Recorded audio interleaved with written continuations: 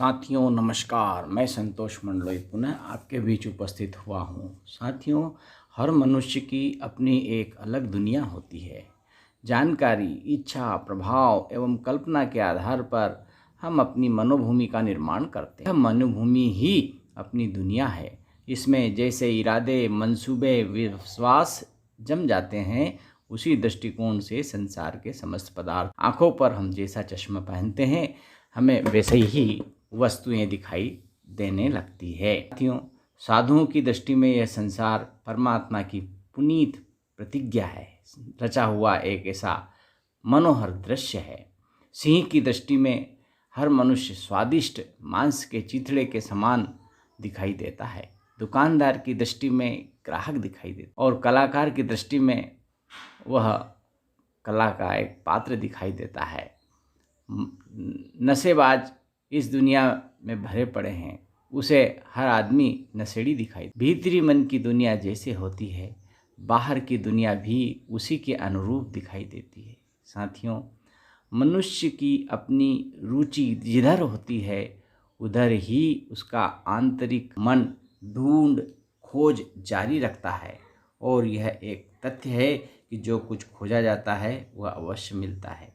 अपने स्वभाव और विचारों के मनुष्यों को, स्थानों को, वातावरण को उसकी अदृश्य चेतना ढूंढती रहती है और धीरे धीरे वह उसको अनुकूल वातावरण मिल जाता है। साथियों, सांसारिक परिस्थितियाँ दोनों ही प्रकार की हो। सात्विक परिस्थितियों में सुख, शांति, प्रसन्नता तथा तृप्ति का अनुभव होता है, और इसके विपरीत यदि तामसी परिस्थितियों में यदि कोई है तो वहाँ कलेश, कलह, अशांति, दुख, दरिद्र तथा असंतोष छाया रहता है। ऐसा भी हो, वह चारों तरफ अपने मनोवृत्ति के अनुसार यह सब चीज़ें ढूंढता रहता है।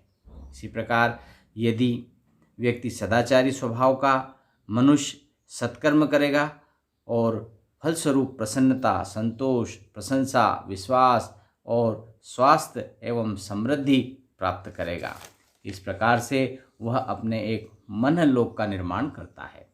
मनलोक का जैसा निर्माण किया जाता है, बाहरी दुनिया वैसी ही बन जाती है। साथियों, मन में यदि शांति है तो बाहर भी शांति का वातावरण होगा।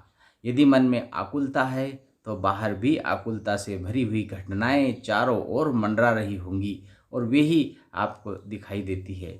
जिसने मनलोक में स्वर्ग स्थापित कर लिया, उसके लिए इस संसार में सर्वत्र स्वर्ग ही दिखाई देते हैं, और जिसके मन में नरक है, उसे सब और नरक की ज्वाला ही जलती हुई दृष्टिगोचर होती रहती है।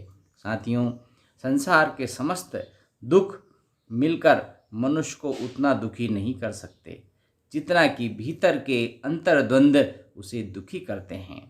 मृत्यु स्वयं उतना कष्ट नहीं देती जितना कि मृत्यु का भय दुखी बनाता है।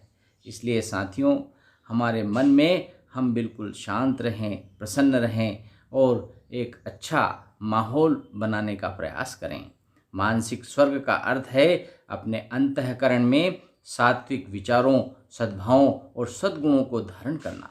ईमानदारी की पवित्रता हिम सी शीतल, पुष्प सी कोमल, चंदन सी सुगंधित और नवनीत सी स्वच्छ और कोमल दिखाई देती है। साथियों, उसे धारण करते ही आत्मा को बड़ी राहत मिलती है। जिस प्रकार हिमालय की तपोभूमि में नव अभिराम प्राकृतिक दृश्य को देखते हुए, कंदमूल फलों को खाते हुए, भगवती माँ भागीरथी के तट पर निवास करते हुए जो साधु संतों को शांति प्राप्त होती है, वही शांति हमको ईमानदारी से, पवित्रता से कार्य करने पर प्राप्त होती है। साथियों,